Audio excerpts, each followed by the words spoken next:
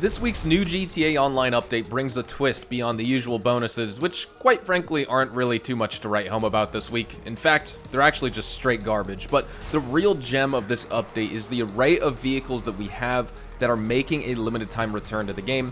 While I usually cover the weekly vehicle discounts on Fridays, that guide is going to be coming up tomorrow morning. This exclusive coverage on the comeback of previously removed vehicles from the game just couldn't wait in my opinion. Despite no discounts on these vehicles we're going to be talking about, they are crucial for all those car enthusiasts as well as collectors out there. And so we're going to dive into the performance metrics of these vehicles, the customization options and more, helping you decide which, if any, are worthy of your investment. So stay tuned for these limited time gems. There's bound to be something for every GTA Online player here, so let's get started. If you enjoyed this video at any point, or if you just find it helpful, then let me know by dropping a like on the video, and if you want to stay up to date with everything GTA Online and Rockstar games as a whole, then please consider hitting that subscribe button with your bell notifications turned on.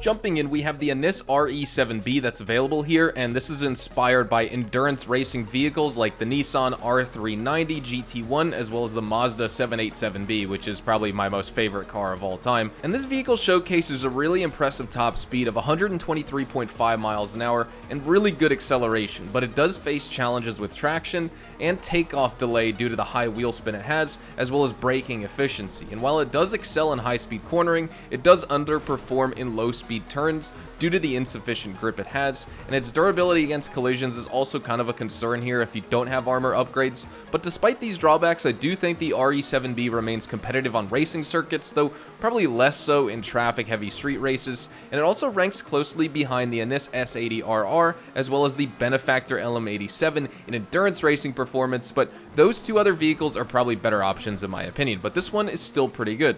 Next, we have the Emperor ETR1, which is another LS Car Meet test drive vehicle for this week. It stands out in the Supers class with superior performance, owed largely to its excellent traction from a large spoiler that enhances downforce and cornering speed, despite having a lower revving engine compared to other endurance cars, and it still delivers substantial power and an impressive top speed as well of 121 miles an hour.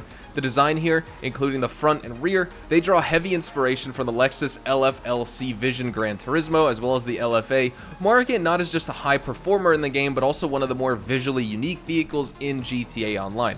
I must say, I do like the look of the real LFA, but I'm not so enthusiastic about the aesthetics of Rockstar's version of it here in this game when it comes strictly to appearance, but to each their own. Next up for number 3, we have the Fister Comet SR, another LS Car Meet test drive vehicle. The SR excels in the sports class with outstanding traction here, really good acceleration, and honestly kind of an insane top speed of 122 miles an hour because it feels like it goes even faster, and I'd say that's also pretty high for an older DLC sports car in this game. It offers an enhanced driving experience compared to the standard Comet, and so that's definitely an upgrade. And this particular racing-oriented variant boasts aerodynamic improvements, increased engine power, as well as wider tires for better grip and handling on the track, and it's inspired by the Porsche 997 GT2 RS, as well as it also incorporates elements from the Porsche 991 GT2, but Rockstar has kind of infused the Comet SR with some creative modifications in this game. They've taken some creative liberties here, and that kind of distinguishes it, in my opinion, from the more realistic counterpart like the newer Comet S2, as well as the Comet S2 Cabrio that released over the past couple years. But for number 4, we have the Dinka Jester, which is a premium deluxe motorsport vehicle this week in GTA Online. The Dinka Jester, with its competitive top speed and acceleration here, also stands out in the sports car category, especially when it comes to its handling.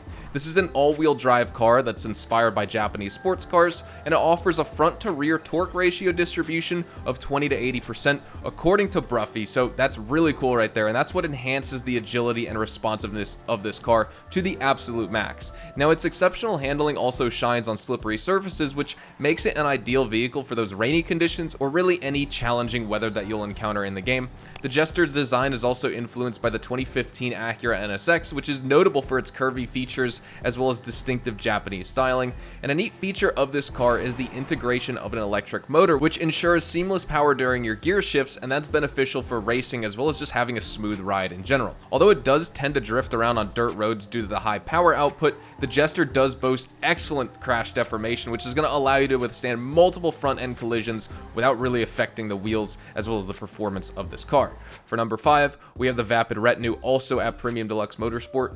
this car stands out for its remarkable speed and handling, making it a top contender in versatility among rear-wheel drive vehicles in this game because it's adept at both racing as well as navigating traffic without really easily succumbing to oversteer here.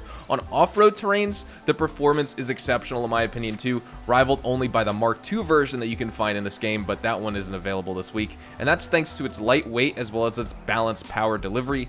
The car's phenomenal grip it has on the dirt, and the gravel is notable, although drivers do really have to be careful here of the tendency to tip on those banks due to the high center of mass that this car has.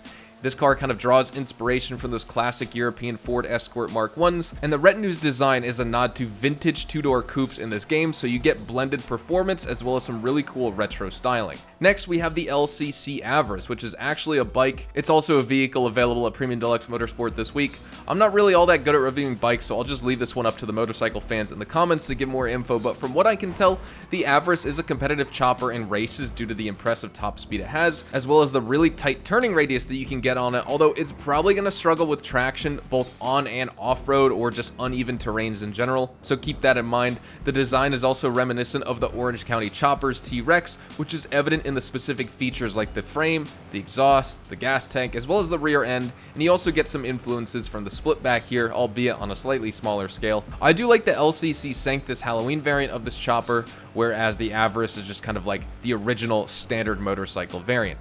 Next up for number 7, we have the Anus Cognoscenti, also at Premium Deluxe Motorsport.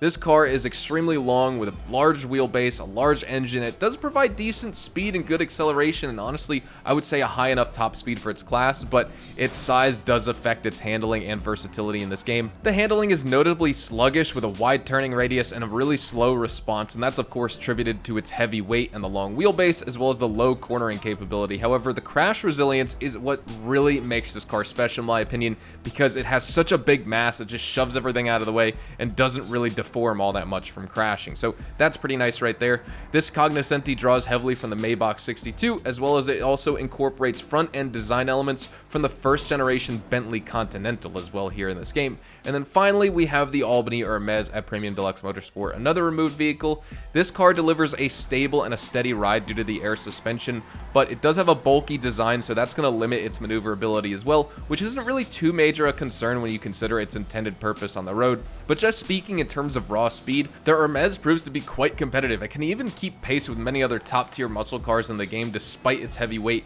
but acceleration may suffer here due to the wheel spin it has unless you modify the engine. And then this car also kind of maintains control really well in various road conditions, including winter weather as well as rain, but the top-heavy nature of this car is occasionally going to lead to you tipping over when you navigate those corners, curbs, or hills, so definitely keep an eye out for that. Those are all the 8 removed vehicles that we have added back to the game for a limited time with this week's GTA Online update. Like I said, there's definitely some cars you don't want to miss out on, like the Anus RE7B, the Comet SR, the Jester, and maybe the ETR1 and the Retinue, depending on your preference for the style of the vehicles you like. And then there's some that are probably just too super niche for what the car is to appeal to too wide of a range of players, but still, they are removed vehicles nonetheless, and that's what makes them rare and pretty unique when it comes to cars in a game that's more than 10 years old. As always, expect my buyer's guide here on the channel tomorrow, and I'd love to know in the comments from you guys, do you guys prefer seeing the buyer's guide first for the week, or should I prioritize discussing the removed vehicles in a video here on the channel first before I talk about the buyer's guide as well as the discounted vehicles? Just let me know in the comments what you want to see first here on the channel on Fridays and Saturdays. Hopefully you all enjoyed the video here today, and if you did, hopefully I earned your like on it. And of course, if you are new to my channel and you want to stay up to date with all the best GTA Online and Rockstar Games content, then please consider hitting that subscribe button so you don't miss out on a single thing we post here on the channel. Make sure to follow me over on Twitch, Twitter, and Instagram. Those are the best places to get connected with me outside of YouTube, and you're more than welcome to ask me questions on those platforms. Thank you so much for watching once again. I hope you all have a fantastic rest of your day, and I will see you guys in the next GTA Online video tomorrow morning. Adios, amigos.